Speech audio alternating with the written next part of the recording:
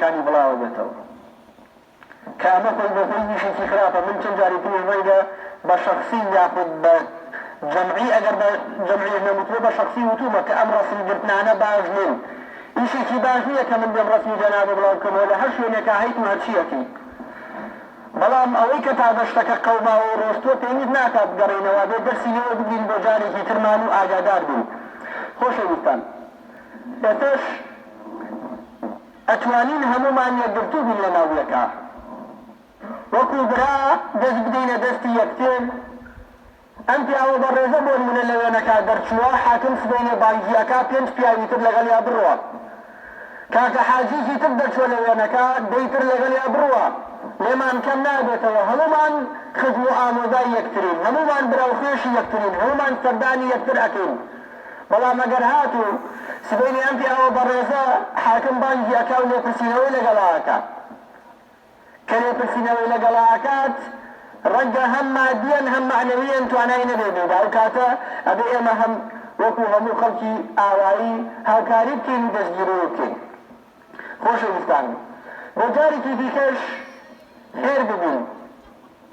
برینیدار پێغەمبەری خوا فەرمووی صلی الله علیه وعلى آله وسلم بە ئەصحابی فەرموو هەر کاتێ چون بۆ جنگ بۆ غەزایە ئەی فەرموو ئاگاتان لێ بێ پیر و مناڵەکان نەکوژن، ژنەکان اغتیساب نەکەن و واجیان لێ بێنن و هەروەها داری بەرداریش نەبڕن، یاخود دارێک کە سوود بێ بۆ خەڵکی.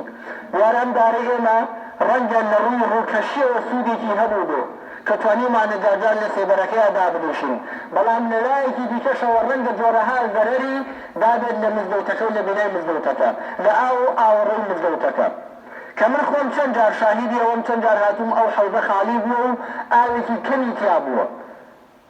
یعنی بەڕاستی ئەبێ لایەنی پەیوەندیداریش بیری ئەمانەی هەبێ کە من دێم محاسەبەی جەنابتەکەم لەسەر شتێک ئەبێ ئاگاداری ئەوەش بزانم هۆکاری تۆ چییە کە ئەم ئیشت کردووە، ئایا هۆکارەکەت ئەگەر معقولە ئەوە باشە، و ئەگەر نامەعقولە ئەویان ئەتوانێت ئیجراعاتی خۆی لەسەر بکە و لەگەڵیا بکە. و بەداخیشەوە ئەم مزگەوتە چەند ساڵە مزگەوتە، بەڵام هەتا ئێستا ڕۆژێک لە ڕۆژان نە قایمقامێت، نە مدیری ناحیە، نە مدیری قەزا، نازانم نە شارەوانی، هیچ کەسێک نەهاتوە لە پرسیەوە کارێک کاکەم مزگەوتە کێشە و گیر و مرۆڤتی چییە. هەتا ئێمە پێیان بڵێن کاکە کێشە و گیر و مرۆڤتی ئێمە ئەو دارەیە و بۆمان چارەسەر بکەن، چۆنی چارەسەرەکەن ئێمەش قبوڵمانە. بەڵام هیچ کاتی ئەوان ڕۆژێ لە ڕۆژان لە ئێمەیان نەپرسیوەتەوە، بەڵام خێرە ئەمڕۆ خۆیانەکەنە ساحب ماڵ و ساحب سفرەی خوان. وەلێشتان دڵنیا بێ ئەوە ئیتر چۆن باسی ئەکەن و چۆن هەڕوا با بڕوە. ئێستا برادەرێک پێوتموتی مامۆستا دارەکانیشیان بردووە، دڵنیا بن لەوە دارانەیە سەی بن لەولاوە خۆیان ماسی پێ بژن، ئەوە لەوە زۆر زۆر تەکیدی دڵنیا بن. بە تۆ لێ مەمنوعە بیبڕیتەوە، بەڵام لەولاوە خۆی دارەکانە با ئیتر ئەیسو پێنێ بریشتی پێ بژێنێ، ماسی پێ بژێنێ، گەعدە و حەشیکی پێ خۆشەکە پێیەکە.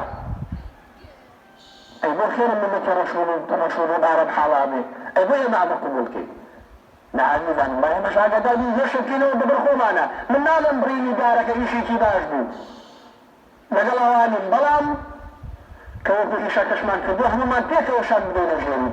من وەکو تاکێکی نەوەیی ئامادەم هەر شتێک لەسەر هێر یەکێک لە ئێوە فرض بکرێن نیژ ئامادەم بەجارێکیا بکەم.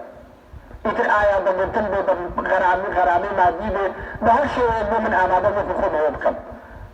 و دڵنیاش بن لەوە ئەگەر هەر ڕۆژێ لە ڕۆژان ئێوە پێم بڵێن مامۆستا ئەوە فەرموو کاکە وەرە ناو ئیشەکەمانەوە ئەوە منش دێن و پێم خۆشە، بەڵام ئەبێ گرتوو بوو زیاتر لەوە چاوکراوەتر بوو، دڵنیا بن لەوە حاکمێت و نە مدیری قەزاش و نە شارەوانیش و هیچ کەمیان هیچ کەسمان ناناسن و ڕەنگیشە ئەگەر سبەینی ویشێکمان هەبێ بە هەموویش و کاری مزگەوتی جوابمان نەبنەوە. بەڵام ئەمڕۆ ئەمە فرسەتێکە هاتووتە ڕێگای ئێمە، ئەبێ ئاگادار بین هەموومان پێکەوە گرتوو بین. ئەڵێ کاکە دارت بۆ بڕێوە باشە بەسەر سەر و بەسەر چاو کاکە ئێمە لەبەر ئەم هۆکارانە بڕێوانن، هۆکارەکانمان معقولن، لەبەر ئەوەی کە ڕێگای ئاوێ لێگرتوین، لەبەر ئەوەی کە حکومەت لێ نەپرسیوێتەوە، لەبەر ئەوەی کە چیمەتۆ ناو مزگەوتەکەی وانێکردوون. ئەم هۆکارانە گەر بتوانین بیان نووسین هەموومان یەکدەر بین، نەک من قسەیەک بکەم و کاکە حاجی لەولاوە قسەیەکی تر بکە، ئەوتر لەولاوە قسە بکە، هەرێکە و هۆکارێکی جیاواز بێ دڵنیا بن لەوە گەر هۆکارەکانمان جیاواز بێ قسەمان ناخوا و نابڕە. و ئەنجامەکەشی هەرچی بێت با هەموومان قوڵۆمان بێن، هەموومان پێکەوە ببین بدولمند فقير معنى وبقير بالمعنى وهممان تيك وكيلو جير أو بارو حتى أجيتكم كوتايو بأنجابي ودينين دعوة إنك وتعالى إصلاح حالك يا رب إخوة جنة تعالى كامل الخشوع يا رب إخوة جنة دعوة لكي أو من بعض من بعض صالحي تعطاكي يا رب إخوة جنة مشيري وكبير صالحكي يا رب إخوة جنة قد كامل مالكي